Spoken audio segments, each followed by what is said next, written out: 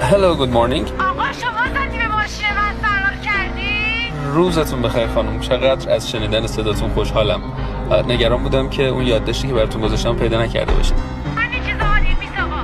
زنگ میزنم پلیس پدرتو در بیاره. خجالت نمیخوام. اتفاقا من یه مدتی هم کنار اتومبیلتون ایستادم، منتظرتون شدم که تشریف بیارید، ولی از بیمارستان تماس گرفتن با من و گفتن که بیمار اورژانسی هست. مجبور شدم که صحنه تصادف رو ترک کنم. من فراموش کردم که خودم معرفی کنم خدمتتون. دکتر حسابی هستم، فوق تخصص جراحی زیبایی از دانشگاه بارسلونا. میگم آقا شما که دکترین، آخه ازتون بعیده. ببینید چه بلایی سر ماشین من آوردین.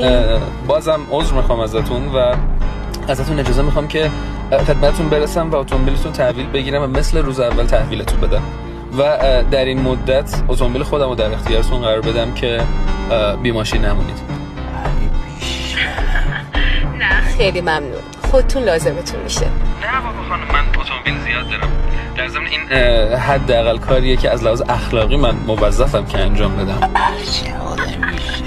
خیلی ممنون. ضمن جسارتا میخوام خدمتتون عرض کنم که اگه میدونستم بانویی که باهاش تصادف کردم صدای به این زیبایی داره، قید بیمار اورژانسی رو میزدم و میموندم.